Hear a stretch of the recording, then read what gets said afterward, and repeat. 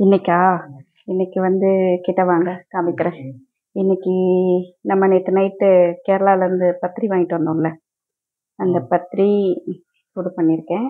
அதுக்கு பீஃப் தொக்கு வச்சுருக்கேன். நைட் டிஃபன் இன்னைக்கு பத்திரி வித்து பீஃப் தொக்கு. சாப்பிட்டு பார்க்கலாமா? ரொம்பவே சாஃப்டாக எம்மையாக இருக்குது இந்த பத்திரி. இந்த பத்திரி ரெசிபியை நான் சீக்கிரமாக சேனலில் அப்லோட் பண்ணுறேன். பீஃப் தொக்கு நல்லா சூப்பராக இருக்குது, செம்மையாக இருக்குது. இந்த ரெசிபி ஆல்ரெடி நம்ம சேனலில் போட்டிருக்கேன். வேணுங்கிறவங்க போய் செக் பண்ணி பாருங்கள். ரொம்பவே டேஸ்டியான இந்த பீஃப் கறி ரெசிபி எப்படி செய்கிறதுன்னு பார்க்கலாம். அதுக்கு 1 கிலோ அளவுக்கு நான் வந்து கொத்துக்கறியை பீஃபை வாங்கியிருக்கேன். அது கூடவே 2 டேபிள் ஸ்பூன் அளவுக்கு இஞ்சி பூண்டு பேஸ்ட்டு, 1 டேபிள் ஸ்பூன் அளவுக்கு மிளகாய் பொடி, 1 டேபிள் ஸ்பூன் அளவுக்கு மல்லிப்பொடி, தேவையான அளவு உப்பு சேர்த்துருக்கேன். எல்லாத்தையும் இப்போ நல்லா ஒன்றா கலந்து மிக்ஸ் பண்ணி வச்சுக்கலாம். குறைஞ்சது ஒரு அரை மணி நேரமாவது இந்த மிக்சர் வந்து நல்லா ஊறட்டும். அப்போ தான் மசாலா நல்லா கறியில் ஏறி இருக்கும். இதை அரை மணி நேரத்துக்கு நம்ம ஃப்ரிட்ஜில் வச்சுக்கலாம்.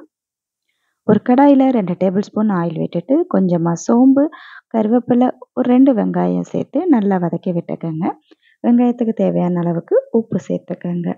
இது நல்லா வதங்கிட்டு இருக்க நேரத்தில் இன்னொரு கடாயில் 1 டேபிள் ஸ்பூன் பெப்பர், ஒரு 1/2 table spoon jeera, 1/2 table spoon சோம்பு, இந்த 3த்தையும் நல்லா ட்ரை ரோஸ்ட்டாக வதக்கி எடுத்துக்கோங்க. இந்த வறுத்ததை ஆற வச்சுட்டு நல்ல ஒரு ஃபைன் பவுடராக ரெடி பண்ணி வச்சுக்கலாம். இப்போ நம்ம வதங்கிட்டு இருக்க வெங்காயத்தோட ஏற்கனவே மேரினேஷன் பண்ணியிருக்கிற இந்த பீஃபையும் இப்போ போட்டு நல்லா வதக்கிக்கலாம். நல்லா ஹை ஃப்ளேமில் வச்சு நிறம் மாறுற அளவுக்கு நல்லா வதக்கி விட்டுக்கோங்க. இந்த கறியை வதக்குற வரைக்குமே நம்ம ஹை ஃப்ளேமில் விட்டுட்டு கைவிடாமல் நல்லாவே வதக்கி எடுத்துக்கலாம். இப்போ மிளகு ஜீரக பொடி வந்து நமக்கு ஆறடிச்சு மிக்சியில் அரைச்சி எடுத்துக்கலாம்.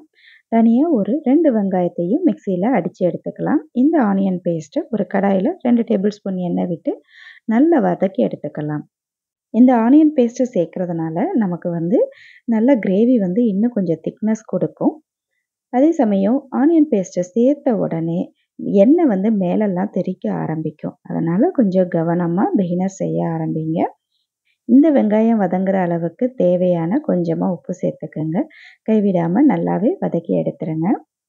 இந்த பீஃப் கீமா ரெசிபி போலவே நான் ஏற்கனவே மட்டன் கீமா ரெசிபியும் நம்ம சேனலில் அப்லோட் பண்ணியிருக்கேன்.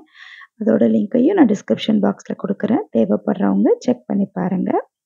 இப்போ வெங்காயம் வதங்கிட்டு இருக்கும்போதே கருவேப்பிலை சேர்த்துக்கலாம். வெங்காயம் இப்போது நல்லா 3/4 பதத்துக்கு நல்லா வெந்து வந்துருச்சு. இந்த ஸ்டேஜில் chilli chicken masala 1 table spoon அளவுக்கு சேர்த்து விட்டுட்டு இந்த வெங்காய மசாலாவோட நல்லா கலந்து விட்டுக்கோங்க. நான் இந்த கொத்துக்கறியை 1 கிலோ அளவுக்கு வாங்கியிருக்கிறதுனால இதை 2 போர்ஷனாக பிரிச்சிருக்கேன். ஒரு போர்ஷனை வந்து நான் ப்ரெட்டுக்கும் இல்லை தோசை, சப்பாத்தி இந்த மாதிரி எதுக்காகவாது ஃபில்லிங்காக வைக்கிறதுக்காக ஒரு 1/2 கிலோவை தனியாக எடுத்துட்டேன். ஒரு 1/2 கிலோ மட்டும்தான் இந்த மசாலாவோடய நான் சேர்க்குறேன். அதனால தான் வெங்காயம் 2 விதமாக நான் வதக்கி எடுத்துகிட்ருக்கேன். ஒன்று வெங்காயம் நறுக்கி சேர்த்துருக்கேன், இன்னொன்றில் வெங்காயம் அரைச்சி சேர்த்துருக்கேன். இந்த மின்ஸ்டு பீஃப் கறி ரெசிபிக்கு பாதி அளவு வதங்கிட்டு இருந்த நம்ம கொத்துக்கறியை சேர்த்தாச்சு. பாதி அளவு தனியாகவே ட்ரை மசாலாவை எடுத்து வச்சாச்சு. இப்போ இதை வதங்குறதுக்கு ஒரு 1/2 டம்ளர் அளவுக்கு தண்ணி சேர்த்துக்கலாம். தண்ணியோடு சேர்த்து நல்லா மிக்ஸ் பண்ணின பிறகு நல்லா வெந்து வரட்டும்.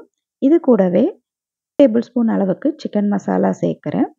நம்ம ஏற்கனவே வறுத்து பொடி பண்ணி வச்சுருக்கிற மிளகு, ஜீரகம், சோம்பு தூள் 2 டேபிள் ஸ்பூன் அளவுக்கு இருக்கும். அது தூளையும் இதோடையே சேர்த்து நல்லா கலந்து விட்டுக்கிறேன்.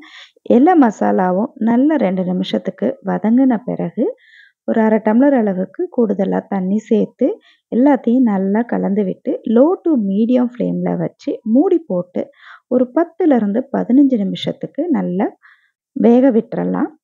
இப்போ நல்ல பதமாக வெந்திருக்கு பாருங்கள். இந்த ஸ்டேஜில் கொத்தமல்லி தழையை நல்லா நறுக்கி சேர்த்து அதோடையே ஒரு 5 நிமிஷம் தம்மில் மூடி போட்டு வச்சுருங்க. அவ்வளோதான், நம்மளுடைய இந்த மின்ஸ்டு பீஃப் கறி ரெசிபி சூப்பராக ரெடி ஆகிடுச்சு பாருங்கள். இந்த மின்ஸ்டு பீஃப் கறியை நம்ம வந்து சாதம், சப்பாத்தி, தோசை, இட்லி, பரோட்டா எல்லாத்துக்கும் சூப்பர் காம்பினேஷனாக வச்சு சாப்பிடலாம்.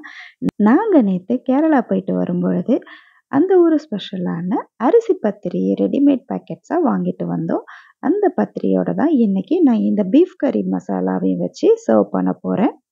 இந்த பீஃப் கறி மசாலாவோட பத்திரி ரெசிபி அடிப்பொலியாக இருந்துச்சுங்க. இந்த ரெசிபியை நீங்களும் உங்கள் வீட்டில் ட்ரை பண்ணி பாருங்கள். ட்ரை பண்ணி பார்த்துட்டு எப்படி இருக்குன்னு சொல்லுங்கள்.